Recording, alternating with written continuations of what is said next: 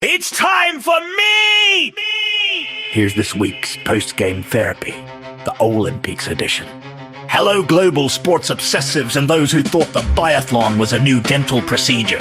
I'm Nigel, your diplomatically inappropriate guide to Olympic splendor, scandal, and the sort of niche athleticism that makes you whisper. This is technically sport. Let's begin with the pageantry, the politics, and the polite booing. Because yes, a few high-profile American officials made appearances in the stands this week, and certain crowds responded with what one might call vocal civic participation.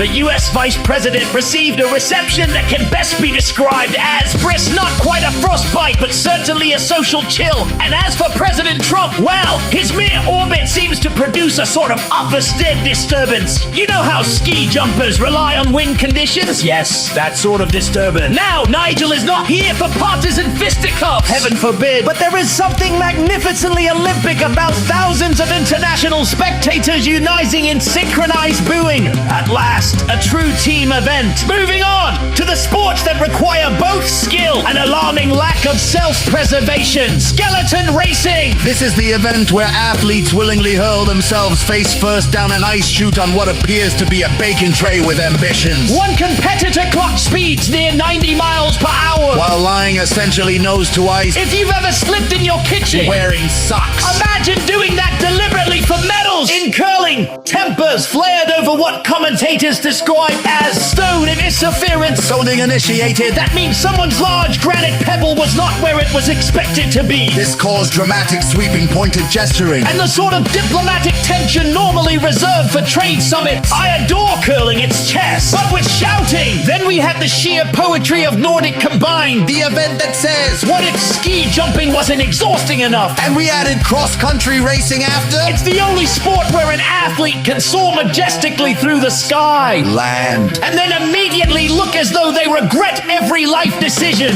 And let us not forget race walking, the discipline in which competitors move at suspiciously aggressive more walking speed while ensuring one foot is always on the ground. Officials monitor it with the intensity of airport security. One bent knee with too much enthusiasm and you're out. No gold doubloons for you. But the true Olympic oddity this week, a weather delay at the Winter Games. Snow, too much snow. Somehow humanity can engineer sliding face first down an ice tunnel at highway speeds, but is occasionally thwarted by the concept of precipitation. Magnificent! Now, historically, the Olympics have always delivered a bit of delicious absurdity. Remember the 1904 marathon where a competitor hitched a ride in a car? Or the era when the pigeons in shooting events were alive. Yes, actual living pigeons. Sport has evolved morally, mostly. So as we watch nations compete, dignitaries endure the crowd's democratic acoustics, and athletes risk becoming high-velocity human toboggans. Let us remember what the Olympics truly represent. Unity, excellence, and the universal truth that politicians should perhaps remain several rows back from microphones. I'm Nigel, reminding you that sport builds character, booing builds atmosphere, and skeleton remains something I shall only participate in metaphorically. Good day! Now go on,